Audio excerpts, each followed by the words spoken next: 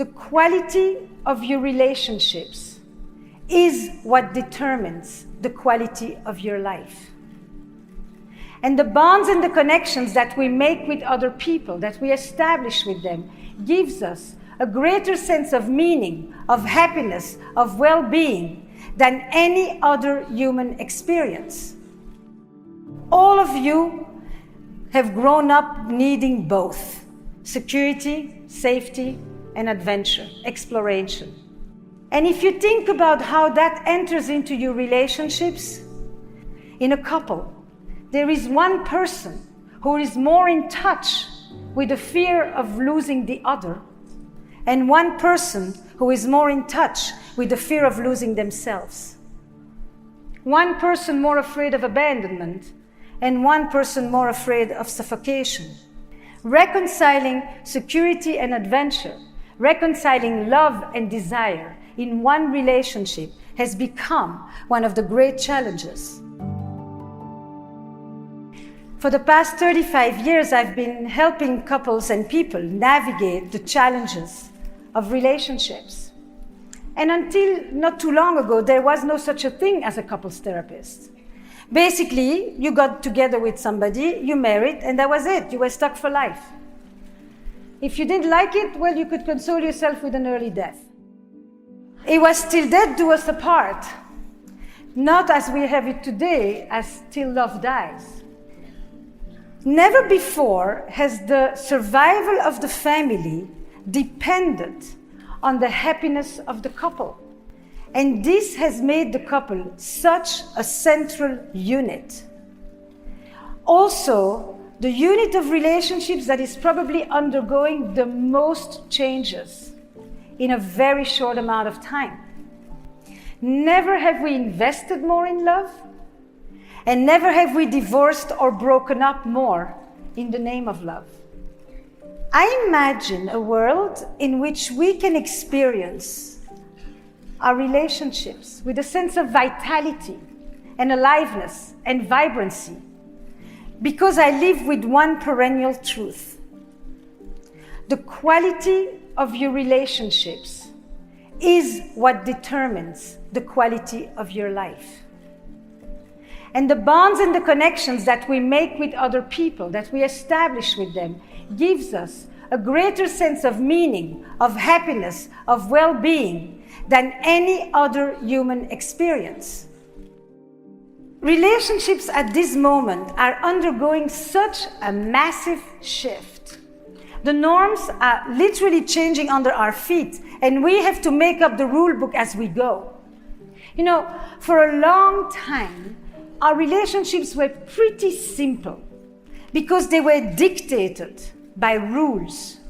Religion had clear strictures, and social hierarchy was also very clear, and it told us how parents had to talk to the kids, how children had to respond to adults, how husbands had to talk to their wives, and how wives didn't have to answer their husbands.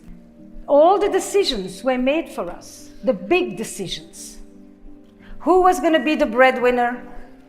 Who was going to wake up at night to feed the baby? Who has the right to demand for sex? What you did is what your father did. And at this moment, we have unraveled this system, and we have created a world of options and choices and unprecedented freedom. But as a result, we have to negotiate everything. It's all up for grabs. It's no longer clear who's going to be the breadwinner. In fact, whose career is going to take priority at this time? Who's going to wake up tomorrow morning to feed the baby? Who's responsible for initiating sex next time? Who's going to plan the date? What gender should I be dating? How many people should I be dating at the same time? Should I tell them about the others? Am I ready to have children? Do I even want to have children? Should I move east? Should I move west? Where am I going to go on vacation next? Are my needs getting met in this relationship? Am I happy? Am I happy enough? All these big decisions that have burdened the selves like never before, we have to figure it all out. And because of that, Conversations have become the heart of relationships. We have to talk about stuff that we've never talked about, that we don't know how to talk about, that we don't have the vocabulary to talk about, and most of the time we've even never said it to ourselves.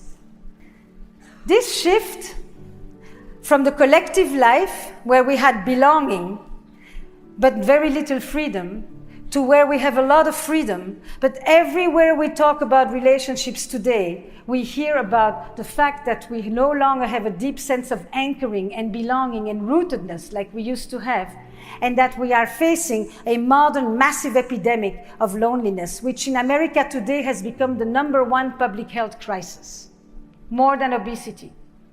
A few other major changes took place. In the old model, when marriage was primarily an economic enterprise, intimacy had to do with sharing the life together. You milked the cows, you watered the land, you raised the children. It was about economy. But today, when I talk about intimacy, I talk about it as into me, see. And what I bring to you is not my dowry, it's not my commercial assets. I bring to you my inner life. I bring to you my wishes, my feelings, my aspirations, my anxieties. And when I talk to you, I want you to look at me. Know this. I want contact. I want connection. I want you to make me feel that I matter. I want you to reflect and validate me. And I want to transcend this life of growing atomization. I also want you to help me, or to help together actually, achieve what is probably one of the most amazing challenges of relationships today. This is where we want to bring under one roof contradictory ideals and contradictory needs. On the one hand, our need for security, for rootedness, for belonging, for anchor, for predictability, for safety, and on the other end, our need for adventure and novelty and change and mystery. Every living organism straddles this polarity between change and stability. Every person, every relationship, every company. And thriving relationships are the ones who know how to reconcile these two fundamental sets of human needs. If you think for a moment, all of you have grown up needing both. Security, safety, and adventure, exploration. And some of you may have come of your childhood needing more protection. And some of you may have come out of your childhood needing more space and autonomy. And if you think about how that enters into your relationships, you will notice that very often in a couple, there is one person who is more in touch with the fear of losing the other, and one person who is more in touch with the fear of losing themselves. One person more afraid of abandonment, and one person more afraid of suffocation. Reconciling security and adventure, reconciling love and desire in one relationship has become one of the great challenges. We today, when we look for that person with whom we want to have everything, we call that person the soulmate. Have you heard of the soulmate? How many of you think that you're looking for a soulmate, or have found a soulmate, or are living with your soulmate? You know, the thing that really interested me about the soulmate is that it's called the one and only, all of that. But the soulmate was an interesting concept because for most of history, the soulmate meant God, not another human being.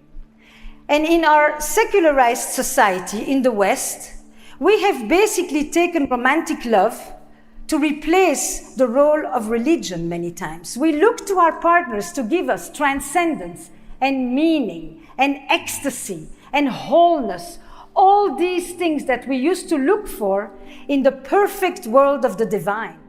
But the way we are looking for this soulmate is mired in a romantic consumption economy. I am going to look for the one and only through that thing where I have 1,000 people at my fingertips. What does it mean to look for the one and only in the swiping culture? In the village, you had 2 choices.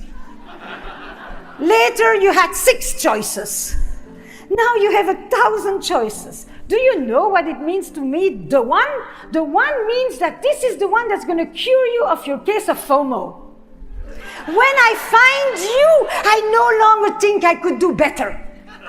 Phenomenal. We have very few guidelines and a lot of options. And all these options are giving us quite a bit of uncertainty and quite a bit of self-doubt as well. When we talk about sex, which is really an enormous series of changes that have taken place in relationships. First of all, there are 3 primary sexual revolutions. The advent of contraception, without which women could never experience sexuality, women and men could never experience the freedom of separating sex from reproduction. The women's movement, which took on the abuses of power, and the gay movement, which introduced the concept of sexual identity. For most of history, sexuality was seen as a part of our biology.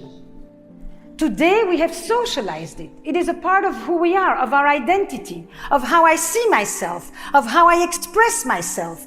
It is a sovereign piece of who I am, and for that matter, it has become a fundamental human right.